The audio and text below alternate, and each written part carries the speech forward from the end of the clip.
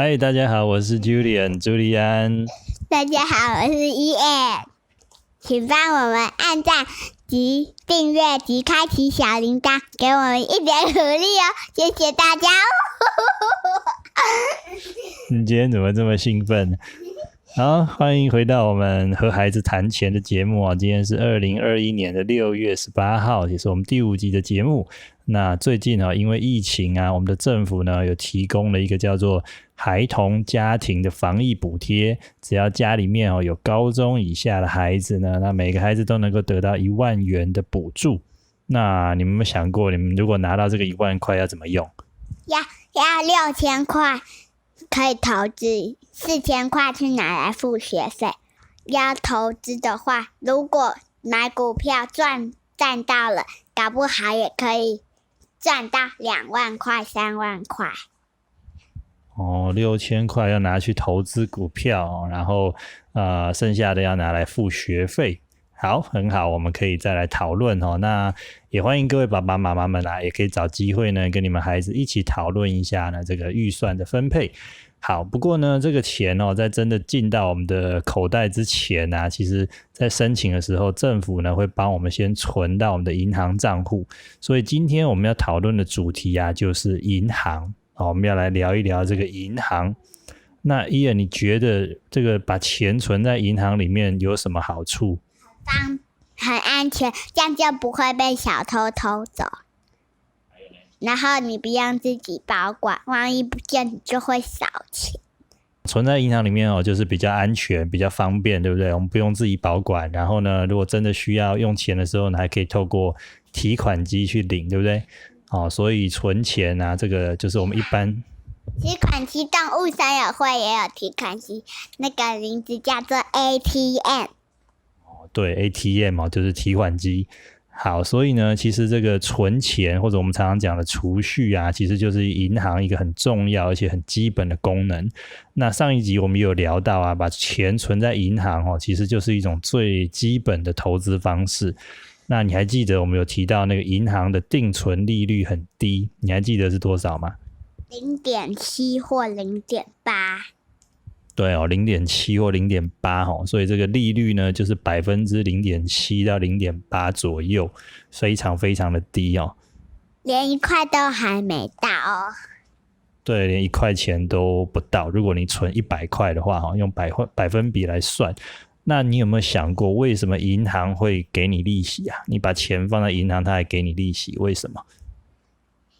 因为呢人家会跟你借钱，所以他就要还你利息。银行，对，应该是跟银行借钱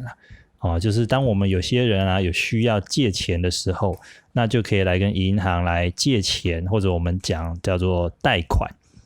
例如说有的人要买房子买车子，或者是可能念书或者有的人要创业啊，开公司啊，这些都需要资金，都需要用钱。那这个时候呢，他们就会向银行来申请借钱，就是贷款。那银行呢也会去评估这些借钱的人就是所谓的贷款人他们的条件，例如说他们借的这个钱要做什么，要怎么运用，然后呢他们自己的工作收入怎么样，有没有办法能够顺利的还钱。所以是要经过审慎的评估之后呢，他会把我们这些存款呢借给有需要而且有能力还款的人。那当然啦，你去跟银行借钱的时候呢，他就会要求你支付利息。那以现在跟银行借钱贷款最便宜的这个房贷买房子的叫房贷来说的话，这个利率呢大概是在 1.5% 到 1.7% 之间。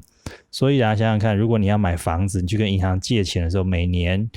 每100块你就要多付 1.5 块到 1.7 块的利息。那刚刚还记得吗？我们说如果你存钱在银行里面的时候呢，银行会付你大概是 0.7 到 0.8 的这个利息所以两个相减，我们用 1.7 来减掉 0.7， 答案是多少？1。答对了，就是 1%。1%这个叫做利差。所以呢，银行借钱给别人，然后跟别人收 1.7% 的利息，然后你在银行存钱的时候，他再付你 0.7% 的利息，这中间差的 1% 叫做利差，这就是银行赚钱的一个方式。讲到这里啊，其实我的印象很深刻哈，在我小时候，我的国小老师就常常鼓励我们存钱啊，他会叫我们每个月啊能够带50块或100块的这个零用钱去学校，然后呢就会把我们存到这个邮局。我记得我们小时候呢，每一个人都有一个学生的储金簿哦，我从网络上呢找了一个图哈，就类似这个样子。它是用手写的哦，以前还没有那么方便，所以每一次呢存了钱啊，领到钱之后呢，他就会用手写，老师或者是这个邮局的这个储蓄人员呢，就会帮我们把它记录下来。那所以呢，每个月啊，拿回这个储金簿的时候，我看到自己的钱累积的越来越多，还收到利息哦，就觉得很开心。那你们要不要猜猜看哦？爸爸小时候，我们把钱存在这个邮局或存在银行的时候，那个时候定存利率有多少？你要不要猜猜看？每100块可以拿到多少利息？14.5，好好哦，对哦，14.5哦。我也从网络上呢找了一张图哦，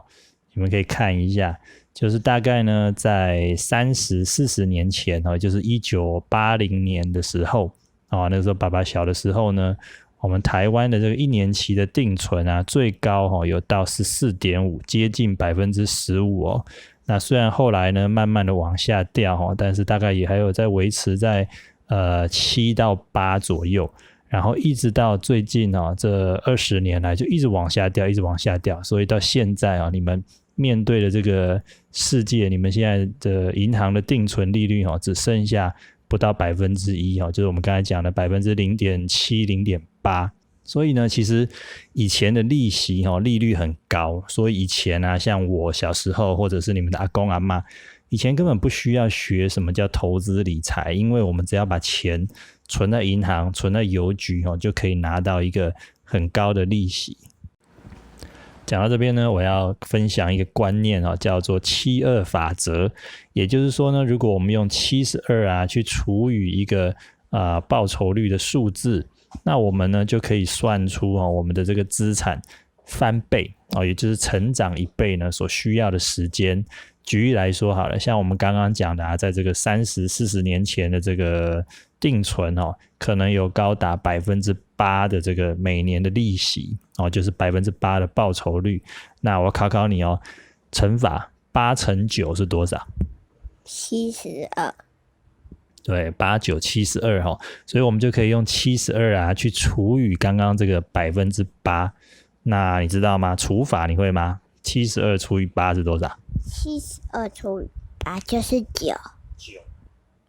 答对了72除以8就是9，因为8、9、72所以这个意思就是说啊，如果我们有一个像以前的定存，然后每一年呢都可以帮我们赚 8%， 那么这样一直累积复利下去像我们第一集提到的这个复利的概念的时候呢，我们大概需要9年9年的时间，你原来的钱就可以变成2倍假设你现在有1万块，那如果每年都用 8% 的速度成长，9年之后你就会变成2万块。那再过9年呢，你就可以再变2倍所以2万块就会变4万块，就会变翻4倍这个就是72法则的概念。但是现在的利率啊不到 1%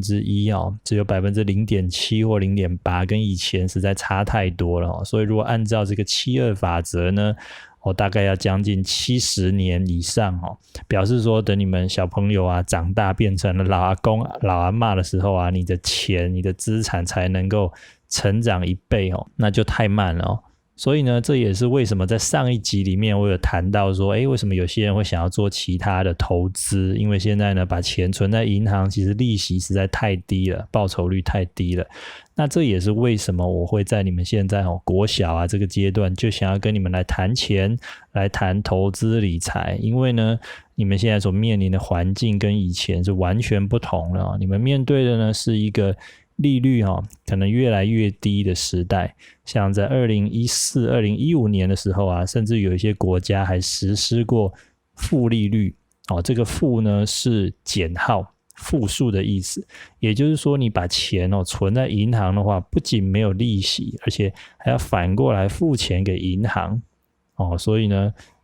我们不晓得未来到底这个利率会不会像以前一样再回到这个2位数10几个%，这个是没有人知道的。但是我们要做好准备，万一如果未来的利率还是一直的这么低，甚至于还出现这个负利率的话，那我们就必须要持续的来学习做好投资理财。所以我觉得其实学习投资理财这件事啊，就像你们现在学国文啊、数学啊、英文一样，已经是一个基本的能力。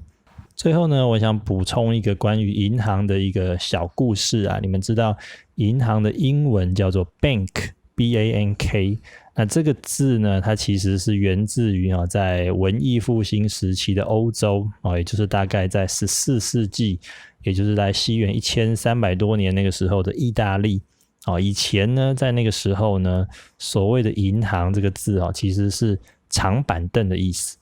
长板凳，因为以前那个时候的银行家，他们都在这个长板凳上面作为他们临时的这个办公的场所。有需要换钱啊、存钱啊或领钱的人呢，他们就会在这个长板凳上面呢，跟银行家来做这个生意。所以后来这个字呢，就演变成银行的意思。那后来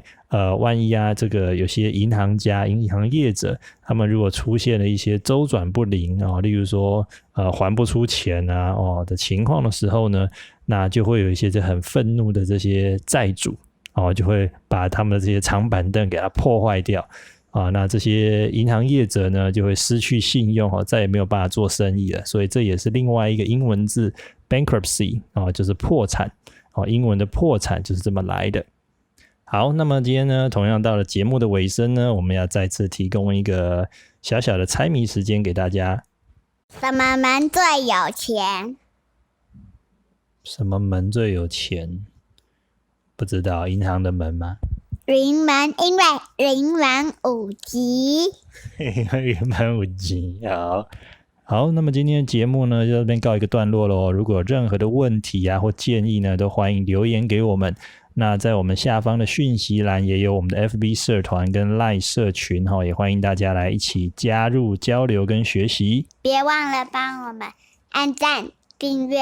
及开启小铃铛哦，谢谢大家。好，祝大家都防疫平安，我们下次再见，拜拜，拜拜。